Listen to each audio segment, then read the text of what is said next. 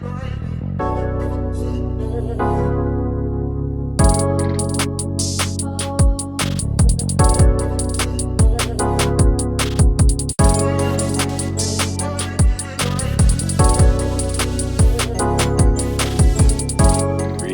remember, repeat. Y'all know what come first in this show. We definitely showing love. If y'all know my body, y'all know we showing some love on this show. Shout outs to Doc Spills and Iron Mastery Academy. Like I told you, they making trading simple. Learning how to invest by just simply matching your colors.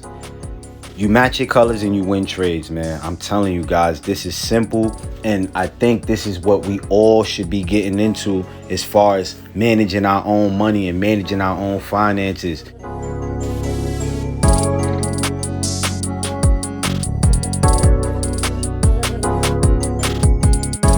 And surround your mind with greatness. Some of it will rub off. This is my office. This is where I start my day. And every day I read something.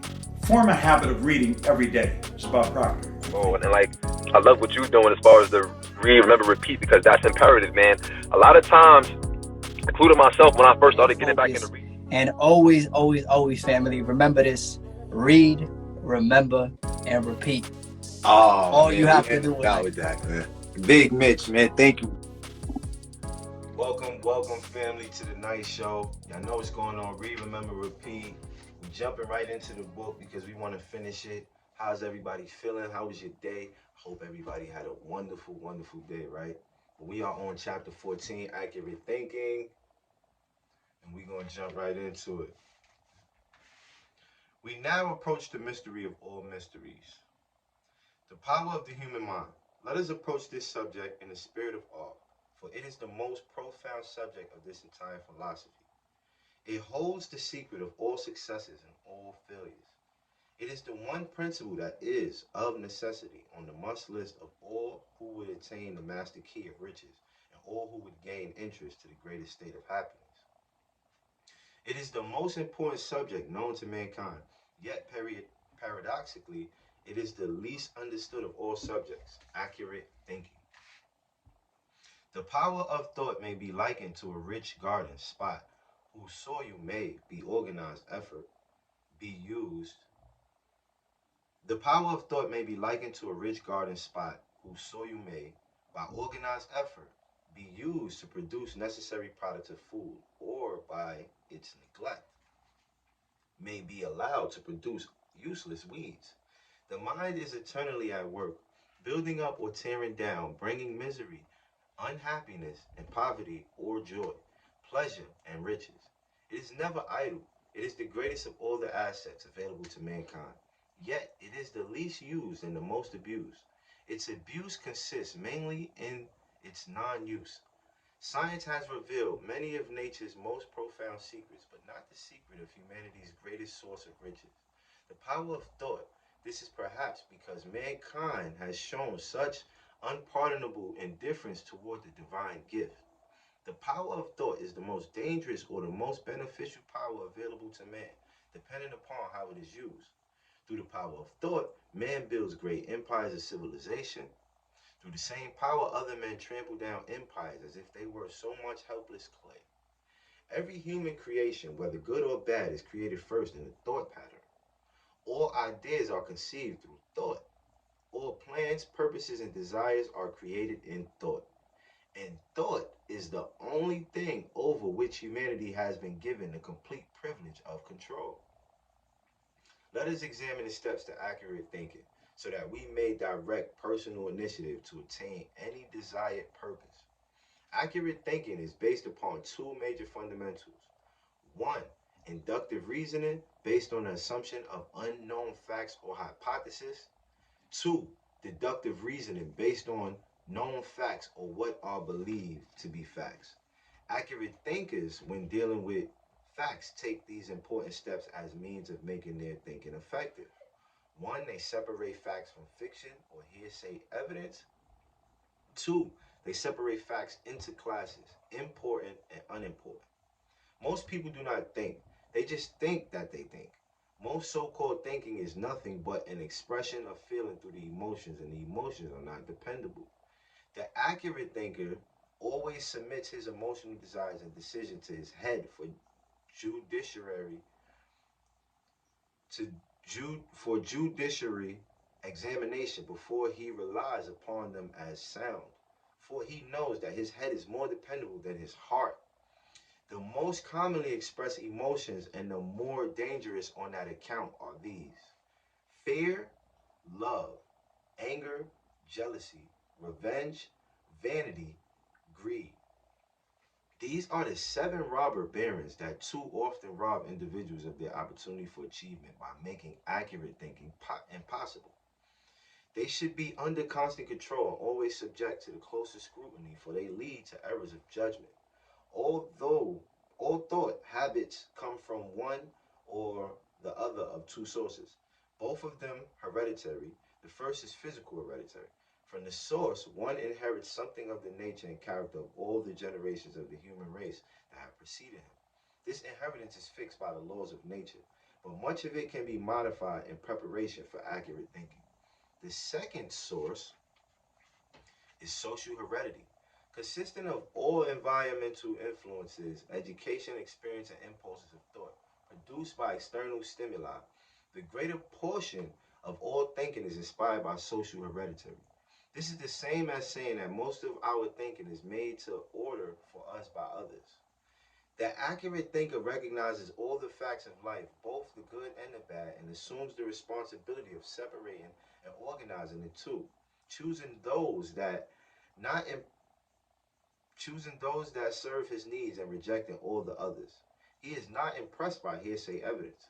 He is not the slave, but the master of his own emotions. He lives among others without allowing them to encroach upon his inner thoughts or his method of thinking. His opinions are the result of sober analysis and careful study of facts or dependable evidence. He avails himself of the counsel of others, but reserves to himself the right to accept or reject it without apologies. When his plans fail, he promptly builds other plans to take their place, but he is never deflected from his purpose by temporary defeat. He is a philosopher who determines causes by analyzing their effects. He gets most of his cues by observing the laws of nature and adapting himself to them.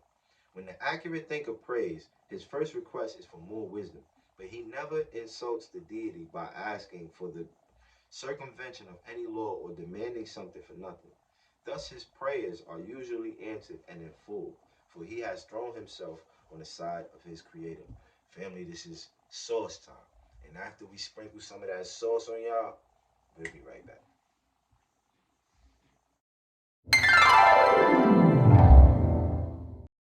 I ask the kids, how long should a baby try to learn how to walk? How long would you give your average baby? Before you say, hey, enough's enough. No. Any mother in the world would say, you're crazy. My baby is going to keep trying what?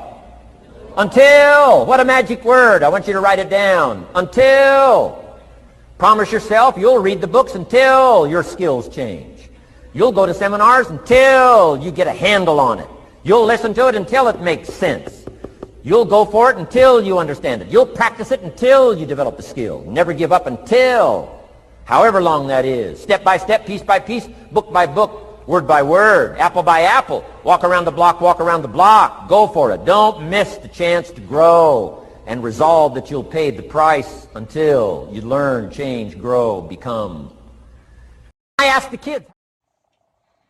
And we are back, family. We are on chapter 14, Accurate Thinking.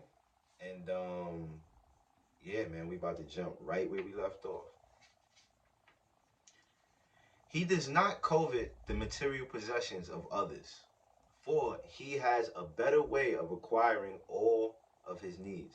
By first earning them, he does not envy others because he knows that he is richer than most others in the values that count most in life. He gives aid to others freely and accepts it only when its acceptance has been fully justified. These are the traits of an accurate thinker. Study them carefully if you will become one of the small minority who think accurately. The traits are simply and easily understood, but not so easily cultivated. for cultivation requires more self-discipline than the majority of people are willing to exercise. But the reward for accurate thinking is worthy of the effort to obtain that reward. It consists of many values, among them peace of mind, freedom of body and mind, wisdom, understanding of the laws of nature, the material necessities of life, and above all, harmony with the great scheme of the universe as it established and maintained by the Creator. No one can deny that the accurate thinker has established a working relationship with his Creator. Accurate thinking is a priceless asset that cannot be purchased with money or borrowed from others. It must be self-attained through the strictest habits of self-discipline as gathered, organized and tested through the experiences of successful men and women in many walks of life. It is the rarest experience to find a person who lives his own life, thinks his own thoughts, develops his own habits, and makes even the slightest attempt to be himself. Most people are imitators of others, and many are neurotics who would rather keep up with the Joneses than be themselves. Observe those you know best, study their habits carefully, and you will realize that most of them are merely synthetic imitations of other people, without a thought they can truthfully call their own. Most people trail along, accepting and acting upon the thoughts and habits of others, much as sheep trail along after one another, over established paths in the pastures. Once in a great while, some individual with a tendency toward accurate thinking will pull away from the crowd, think his own thoughts, and dare to be himself. When you find such a person, behold, you are face to face with a thinker. Let us now observe what these two important principles, habit and social heredity, reveal. The law that forces upon every living creature the dominance of the environment in which it lives is a natural law that cannot be modified, changed, or circumvented. It is called social heredity, but it can be used to great advantage by combining with it the principle of control habit. And let us remember that all voluntary habits can be controlled. Here, then, begins the story of organized thinking, which we wish to present in terms so simple that any child may understand them. Think deeply, for we are approaching one of the greatest of all miracles, the power of creative thought, through which one may translate thought impulses into their physical, financial, or spiritual equivalents.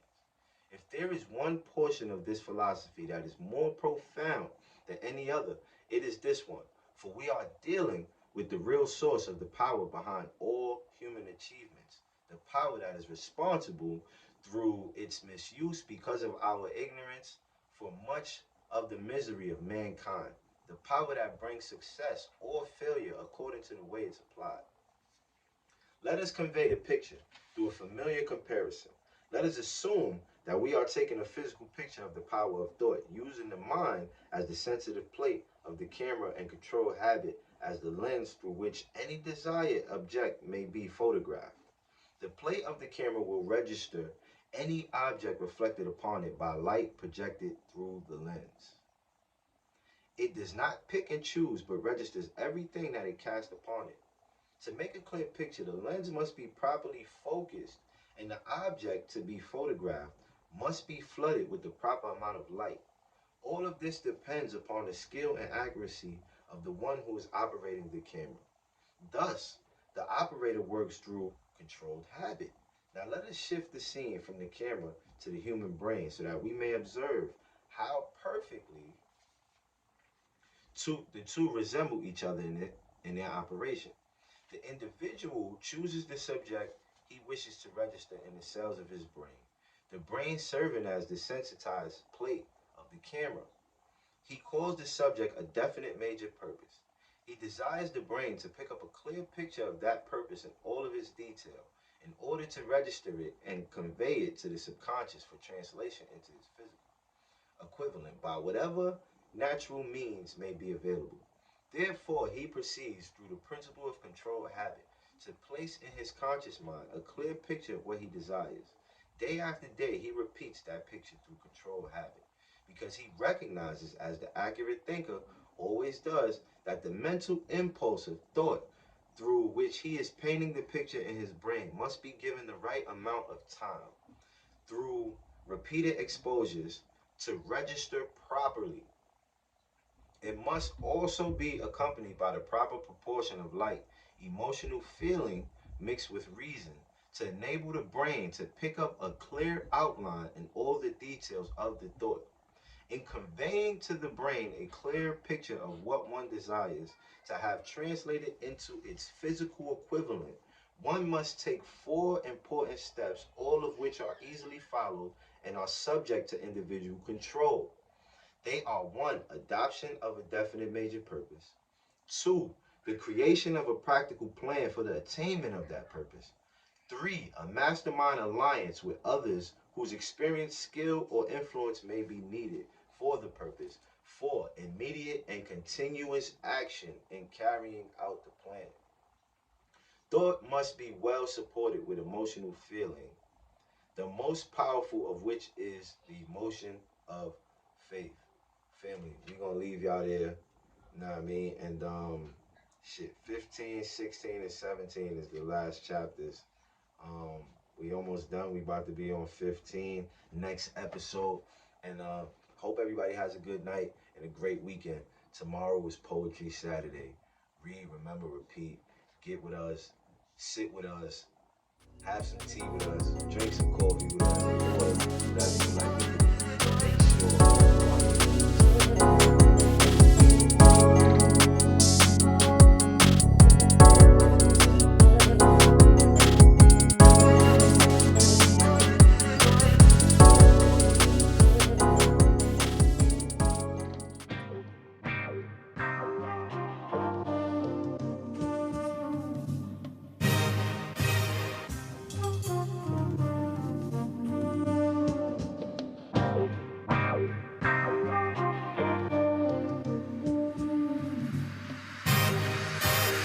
It's presidential, the outcome evidential. We strive for higher mental. This time, no accidental. We shine because we special. No Kim, Kylie, or Kendall. The others, I ain't forget you. Some stories just isn't mental. I'm loving this instrumental, ayy. I write my life down with a pencil, ayy. Never paid attention, but I should've. Never finished blocks, cause shorty just got shot outside of the sandbox. It ain't inspiring. Product of the environment, tired of seeing these niggas dying, mothers and fathers crying. We all here to iron. Did you hear it too? Or maybe this one, it ain't meant for you. I think about now and when I'm finished too. I think about mind, body, and spiritual. Like leaving something gone, you still feel it too. And writing these bars, know what I finna do. Put it on the wall and laugh about how we did it too. I'm praying all the good for you. But dog, I don't really know what's good for you. But listen to the end of you and don't believe in difficult. Focus on the visual, I swear we going digital. Bitcoin rising, this shit is visible. If you listen to those raps, this shit is minimal. Unless you out here trying to be a criminal. Most of the shit is taken from us, it ain't additional. No broken bones, but this medicinal loud. I get the feeling that you wishing you could go get it now. Everybody that's around start to look like a crowd. You gotta look inside yourself and start from the ground. Analyze who is there and analyze who is not. I ain't talking about family, I ain't talking about the block. I'm talking about you and everything that you got. The conductor of the train, the only one to make it stop. And the pilot on the plane, the only one to make it hop. That's when I found out it was cream in the crops. I'm on my way to the top, and now I'm getting a lot. Push foreigns off of the lot, dividing them into lots. I look like I hit a lot. We turning up on the yacht, we shining a billion watts. We tying a trillion knots. They trying to boycott, they want with the boycott. Damn. Ha.